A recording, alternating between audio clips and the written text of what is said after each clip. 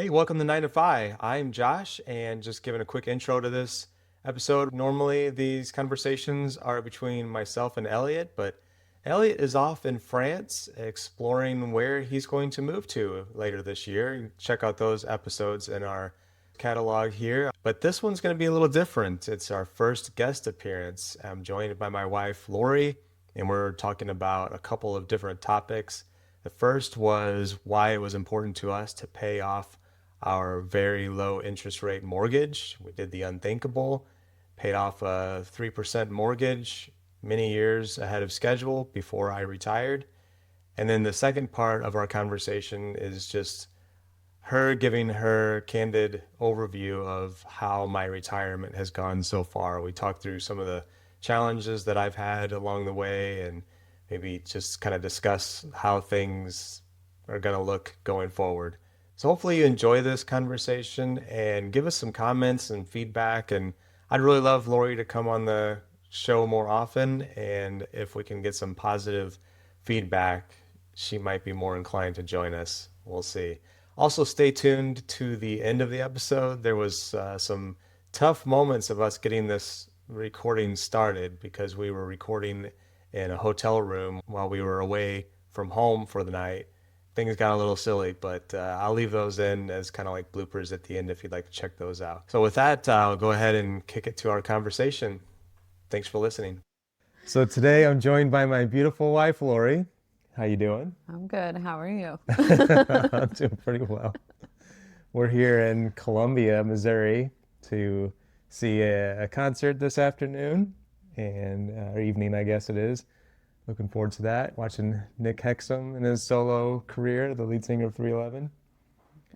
Lori's really excited. Small venue where you hope to maybe meet him, say hi, shake his hand, get a selfie, something like that. But I don't have Elliot with me. It's always me and Elliot in these conversations. And Elliot has been traveling in France where he and his family are going to be moving to later this year. Normally we have a handful of episodes that we've recorded that are waiting to be released, but we ran out. And so this was Elliot's idea, actually, to get you on the show. And I really want to thank him for that. Such a great idea, Elliot. You've been begging me for months to let you know when it was going to be a spot open for you. I have. It's a foul lie. But one of the things that we wanted to talk about was why we decided to pay off our mortgage early. And it's been on our agenda for quite some time. So I've talked about it quite a few times on the podcast about how we're debt-free except for our personal finances, but we do have a couple of mortgages on our rental properties, so we consider that more on the business side. But we paid off our mortgage in 2024. And I think we paid on it for about 19 years or so. So originally it was a 30-year loan. It was your house that I moved into after a couple of years. And it was maybe the payment was around $1,200 or so early on. We refinanced it at one point and got rid of the escrow. And we only paid principal and interest, and it was a whopping $800, which seemed like a fair amount, like, I don't know, 12 to 15 years ago. Nowadays, it's a very small amount in comparison to other mortgages and rent. But as we were approaching my retirement date, one of the things that was important to you was that we pay off the mortgage. And I think we would have been continuing to pay on it until sometime in like 2032, I want to say, somewhere in that range. Maybe 2035, because it was originated in 2005. But we refinanced a couple times, and I guess if it was over the whole 30 years, it would have been 2035. So we paid it off within 19 years. And yeah, it was important to you that we pay it off early before I retired. So wanted to try to get your thoughts on that and talk through why that was so important. I think for me, it was more of an emotional decision and need before you retired to not have that monthly expense that seemed very large at that time because your income is significantly higher than mine, or was significantly higher than mine. And to me, that was a stressor that we would have had to worry about, and I would have had to budget into our expenses with only my income because it was coming out of yours while you were working. And also because it was more of a safety net, feeling like we had achieved something, but also that we were in a good financial place and we were safe and we wouldn't have to worry about that expense or losing our house or anything like that if you weren't working.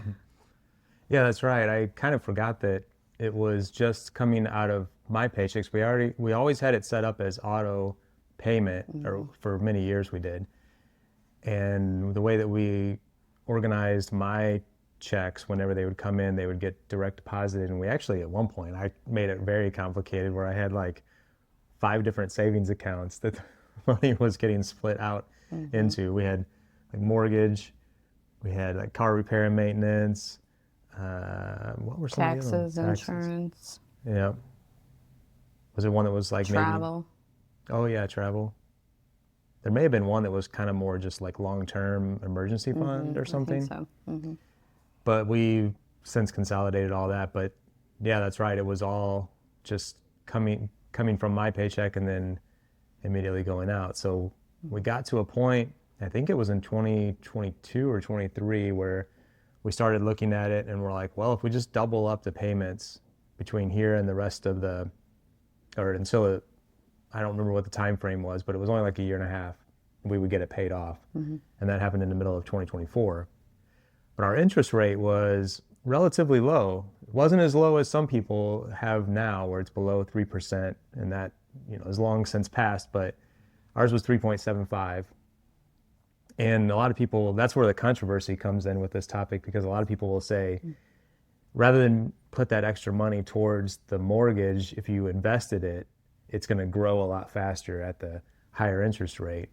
And I really didn't have strong feelings one way or the other. And I remember at one point we did kind of a rough calculation where I said, okay, it's going to take us 18 months or whatever it was going to be to pay it off. If I would have instead put that extra $800 a month into the stock market, it wasn't going to grow based on those early calculations, it wasn't going to grow as quickly. And we were going to wipe out a pretty significant amount of interest. And it just kind of was almost a wash, I guess. It kind of just equaled out. But I think the stock market ended up returning like 20% or something like that. But I felt like we had enough money in those areas. So I'm more of a day-to-day, monthly, short-term person. You're more of a long-term person. So for me, when I'm thinking of paying monthly bills, and that $800, even though it was only $800, is something that I have to think about paying that month, it's stressful. You think of long-term and you look at that stock market, that doesn't even register with me at all. Like, it doesn't even make any sense to me. I'm like, $800 a month, that's in my face. That's that's why it was important too. Yeah. Yeah, and I have no regrets. I think it's still a really great feeling to own our home free and clear. We still have the insurance and taxes that we have to pay every year, which are still pretty good sized chunks. I think insurance is $1,800, $2,000, somewhere in that range. Yeah. And taxes is, I think, somewhere in the same area. So we have to kind of budget for those, but we haven't done as much budgeting for those items as we used to do. Now it just kind of comes out of that larger long-term savings bucket. And yeah, I mean, I'm fine with it. It may not be our forever home. That's another thing that we kind of considered, but we knew we weren't going to be moving anytime soon. Yeah. We talk all the time about maybe we'll move, but we don't know where to or what kind of house that we want. No, we don't know. The where is the question. And we thought that at least if we paid it off, it would retain value, and then we could take that equity that we have in the home and perhaps in the future downsize and maybe break even if we were to move. But that the future's uncertain. Yeah, because that is one thing I don't want to have as a house payment. Yeah. A mortgage. Again. Yeah. Ever. Or any kind of payment ever again. Car payment. Mm-hmm. Yeah. Mm-hmm. Like I told you before, part of my thought process when we had a mortgage was, this is how it is. People just have debt. You'll never pay off your house. You'll never pay off your car. Yeah. Because that's how we grew up. That's how I grew up. My parents did not feel like they were ever going to pay off anything. They just lived in debt. So that was my mindset, that it was unachievable. And then we achieved it. We did. And that felt good too. How does it feel now, a couple of years removed from accomplishing those things? Feels freeing. Yeah, that's good. To have the car paid off, because we just bought that within the last couple of years, and to have the house paid off, and you're not working. Mm-hmm. And we're able to take trips. And so one thing that I've talked to Elliot about quite a bit is that we have a lot of like discretionary spending. So like everything we do, I feel like the majority of the money that we spend outside of utilities, gas, groceries is all like just for fun and entertainment for the most part. And I remember back in the early days of whenever you and I got together, it was the opposite. There was almost no money for any of those kinds of things. It was all going towards debt and bills and Kids. Yeah, kids. Yeah. So you mentioned, I'm not working. So that was going to be my second question for you. And did you have any more other like things that you wanted to say about the mortgage? I don't think so. So I'm approaching a year of retirement now. We're just a couple weeks away from my April 11th retirement date. Mm-hmm. So very candidly, I'm just curious. We've had some kind of ups and downs and some things, but how do you think that I've done? How's the transition been? How do you think that I'm handling my newfound freedom in life? I think you have had some ups and downs. Because initially, prior to retirement, you had all these goals. I'm going to do this, I'm going to do this, I'm going to do this, I'm going to work on the rentals, I'm going to do some woodworking, I'm going to do stuff around the house. And then I think those things became more like chores or a job. And that was difficult for you. Yeah. Because you got stuck. And then you were kind of unsure of what direction to go and sometimes not doing much. Okay, you're getting too candid now.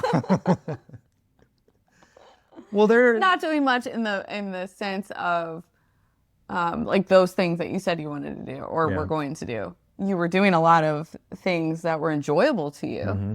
And I think it was difficult finding that balance. Yeah. I guess that's more what I should say is like you were hiking, you were riding your bike, you were, going to do things during the day that you didn't have the opportunity to do before, which was great. However, I think it was just difficult to balance, like, I'm going to go have fun and enjoy my freedom and my independence now and try to figure out when to fit in those things that maybe needed to be done or you said you wanted to do. I think it took me a little while to, and maybe I'm still not quite in more of a groove or, and it seems like things change so frequently that I kind of have to adapt to, like, what is this week going to look like? It's going to look different than that.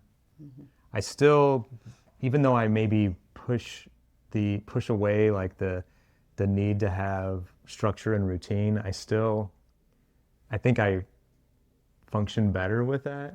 I think most people do. As much as we don't love it and want to resist it, most people need that structure and routine. And I think early on I was really struggling with, here's all the things that I wanted to do, but I didn't have enough time to do all the like fun things because I still had like life stuff to do or rental stuff, like you said, to do, that I was like, I want to do all this stuff, but then you don't have as much time or maybe even as much energy as you think that you're going to have. And it took some getting used to. Still getting used to it, honestly. But I will say that I don't feel like, I've heard people talk about how they're still in the honeymoon phase of like, oh, I don't have to go to work tomorrow, or every day feels like the weekend. And I don't necessarily feel that way. And that could be because you're still working, but I think it's like, oh, my week, or here's the things that I need to do during the week, and then the weekend's coming up, and that my life's going to look, different. It's not going to be as much like in my less of a to-do list, I guess, on the weekends than during the week is. For sure. Yeah. I mean, hopefully over the next year, you'll continue to adjust and be able to adapt to some of these things. And we've had some circumstances with the rentals that have required you to dedicate a little bit more of your time than you probably want to or plan to. But, yes, those situations come up, but they're temporary. We know that's not going to be like that forever. So it's not like you're going to have to go out there and work on rentals 3 to 4 days a week like you've been, because that's not what your vision was. No, it wasn't. And I don't want that to be your life either. But I have been finding a way to balance that, even where I go work on them for 4 or 5 hours, and then on my way home I'll take a hike or do something to where it doesn't feel like I'm just at a job and then coming home and back into that kind of routine. So that's been nice. And yeah, I'm looking at it kind of right now as that this is a season, because I have 2 rentals that I'm currently like doing rehab work on, and hopefully I'll be completed with that in the next 3 months or so. You think that's optimistic? No, you better be before you go to Camp Fi in July. Yeah. That would be the goal, is to have that one rented, and the other one should be done in just a couple weeks. Yeah, that one's okay. Yeah. So I think even you, I mean, I'm not afraid to say it. You called me out, last week or the week before, and said, you don't seem very happy. And that was a kick in the butt that I probably needed, because I was getting down on, and like you were saying, that I was stressed, and it was causing me some anxiety that I had all this stuff to do. And I think that it's kind of a lesson learned, that you walk away from the job that is something that you don't necessarily enjoy or want to do, or that was my situation, and think that life is going to be just all like rainbows and unicorns and wonderful, but there's still a lot of other crap to deal with, family stuff that we have to navigate through continuously. There's and we're in our own, it's our own choice to have these rentals. We could certainly, Elliot's teased me on here and said, well, you can just sell them all and put the money in the market. And I don't know if I'm ready for that, but that's something that we have talked about and explored, at least with a couple of them. Yeah, ongoing conversation about that. Yeah, so. We'll say the benefits of you not working is that you're able to clean the house. Yeah. Make dinner. Yeah. Do the laundry. Yeah, those are all very helpful. That's a good question. Is there any other things that... Don't open that can of worms. Well, I was going to say, early on, I remember asking you a lot, like, what can I do for you today? What can I do? What do you want me to, spend more time on? And you were really good about saying, no, don't worry about it, nothing. And you retained a lot of your same, like, household chores, responsibilities. I think that most couples would be like, oh, okay, well, here, do the grocery shopping, do the meal planning, do the whatever else, the bills. That was another one that we kind of talked about, where I'm like, I can take that over, I can take on some of this stuff. And you wanted to retain some of that, or I guess the majority of it. Yeah, I don't mind doing those things. My grocery store time is my time alone. And I like my Aldi trips. Yeah. Don't take that away from me. Don't take that away. But yeah, it's helpful to have some of those things done before the weekend, so that we don't spend more time on them, or I don't spend more time on them on the weekend, so that we can go do things that we want to do, fun things. And I'm not always great at that. I need to be better at making sure that I do some of the housework on, or hopefully that didn't pick up. I need to do more of the housework on a consistent basis throughout the week so that you don't feel like it has to be done on the weekends, and it gives you a lot more free time. Just the floors. That's floors. it. That's the only thing. Damn it. I didn't do it this week. I know. Oh, yeah. Lila's toes were dirty. That's right. That's right. All right. I got to get better at that. That's my action item. Yeah, that is your action. I think the only other thing is like when the rentals are done and that's not your priority, then I know your focus is going to turn to like our house and things that we want to do around the house. So it's just going to be balancing that again. Like, and it's going to be warm and the weather's going to be nice and you're going to want to be doing those hiking and biking and those kinds of things that you did last year. So I think it's just going to be trying to figure out how to balance those things out. Mm-hmm. Yep. Well, anything else you want to talk about? Nothing I can think of. Well, this has been fun. I know that many times on the show, I've talked about how in some point in the future, you won't be working or you'll be working less, but we won't touch on that today, but maybe we'll have you back at some point and you can discuss that and we can talk about what life could look like later on. I want to figure out my life. Yep. We'll see. All right. Well, thanks for joining me today. Of course. They're going to have the siren going through. Yeah, probably. All right, we'll try this again. We're in Columbia to see Nick Hexum. Yeah. We hope he takes his shirt off.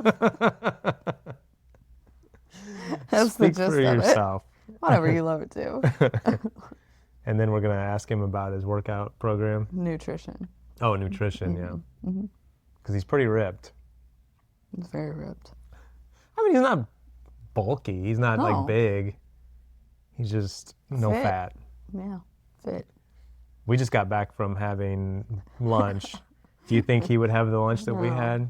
Maybe the salad. The salad only. He wouldn't have the beers. Definitely not the beers. He might have the other stuff. That wasn't too bad. Yeah. Okay. Beers are a no. And you're literally looking forward to having this conversation, aren't you? I love it. Just can't wait. So excited. So excited. Get this burp out of the way. So we gotta sit still because I'm sure that's gonna pick up in the mics. All right, so today, So today I'm joined by my beautiful, lovely wife, Lori. Say hi, Lori.